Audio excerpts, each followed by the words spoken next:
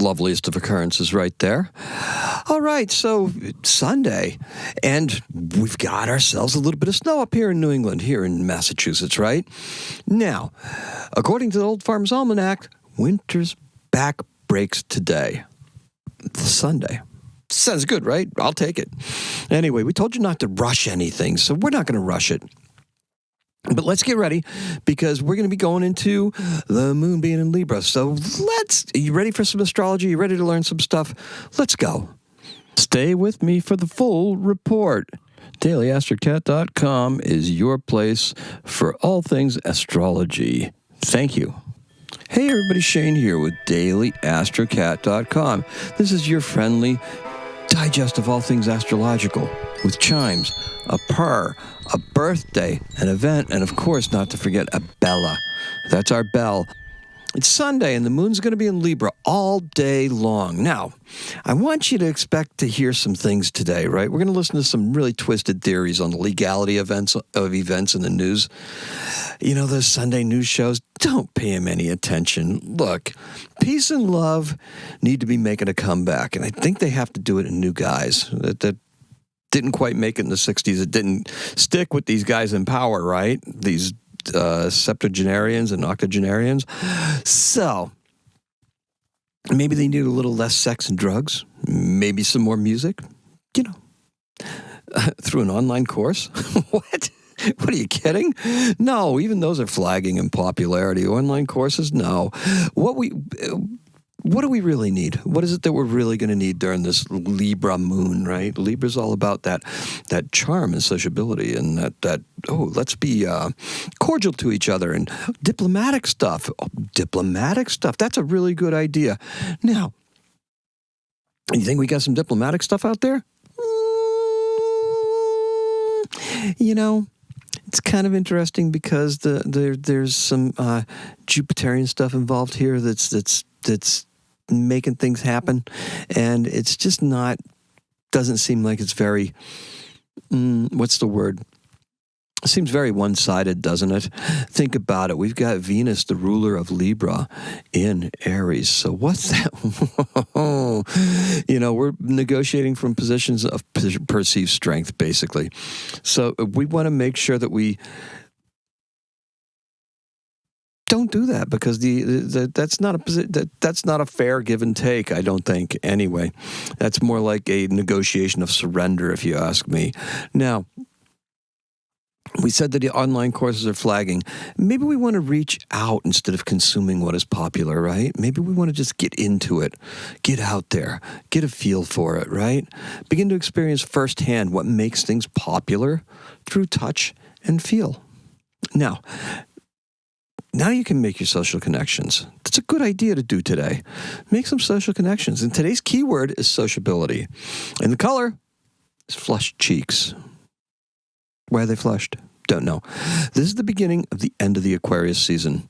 We've so many strangely placed planets. Yes, they are strangely placed, right? Sure, they're in a line across the sky, but this feels as awkward as an early class play where everyone has to participate, and you're standing in line up there and you might not be comfortable with it, right? You're facing the entire school. Some people like it, some people don't. We're just stuck, right? Oh, remember those days. Okay, so now maybe you were one of the ones that loved it, right? Maybe you were one of the ones that just lived for that moment. Maybe you're one of the ones that wanted to just go off in a corner. What really matters, though, is that, we're sitting here, we're lined up, right? Now, why is that happening?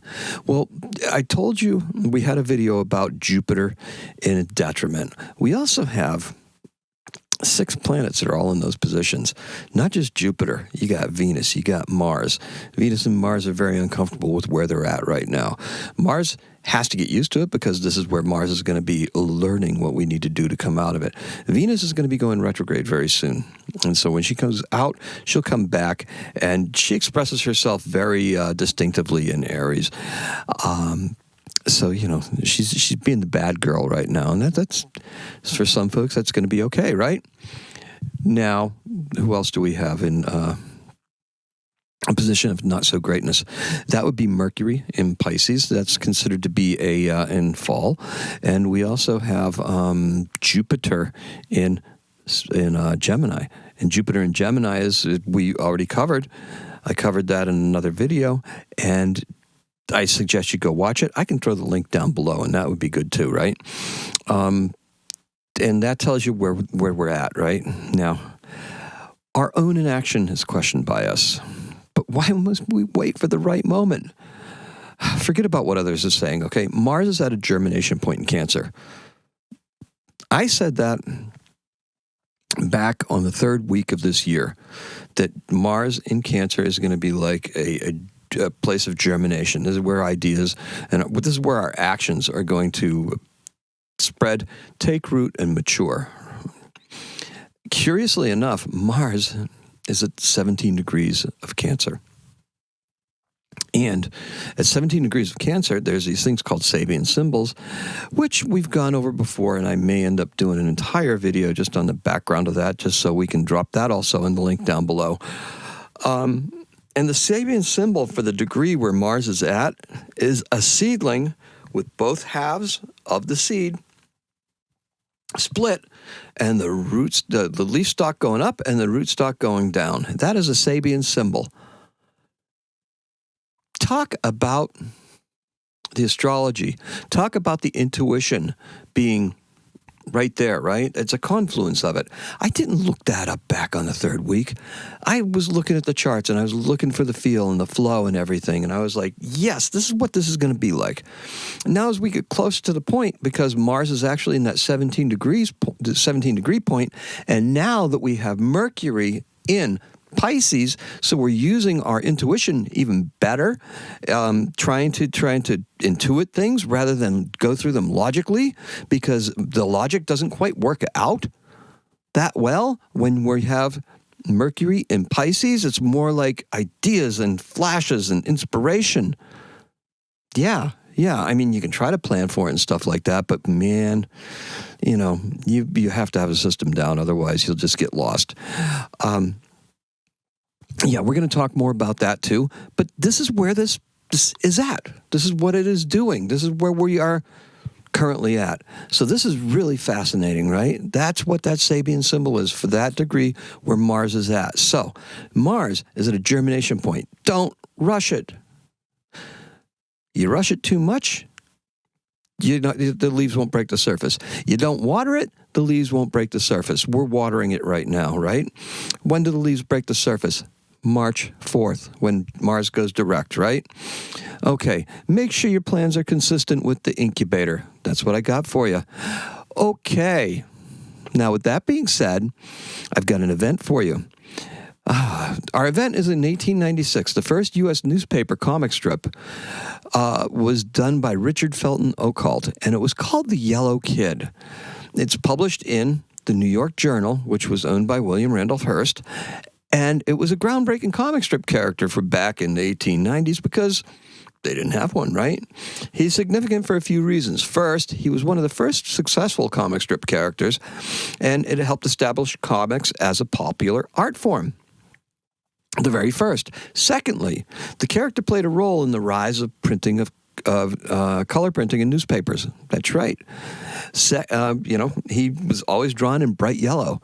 Yep, bright yellow all around. And third, he's tied to the term yellow journalism. Yep, a type of sensationalized, attention-grabbing reporting that was popular at the time. All right, the Yellow Kid comic strip, yeah, it was pretty funny. You got to look at it that way. He got himself in all sorts of silly situations, right? Just running around. He's a mischievous kid, right? He's just like getting into trouble and stuff. And he gets scolded, and that was his worst thing, right? Oh, you shouldn't be doing that. Yeah. All right. Hey, and look, it was silly and it was fun, but there's also some social commentary in there for the adults that were reading it, all right? And our birth is this Sunday as well. It is Richard McDonald. He's born on this date in 1909. He's an American fast food pioneer. Ooh, now you're making that name connection, right? McDonald, Mickey D. That was Dickie Mickey D. Yes, Richard McDonald, Diggy Mickey D. He's born in Manchester, New Hampshire, and he died in 1998. Now, how in the world did they come up with this idea? Or how did Ray Kroc take it and make it popular, right? Richard McDonald, he was one of the founders. He's born in Manchester, along with his brother Maurice, there we go, second Maurice. They started with a regular drive-in restaurant. Later on, they completely changed things by focusing on a super limited menu of, guess what? Burgers and fries and shakes. The whole idea of fast food? They're the ones that started it. And that's what I got for you.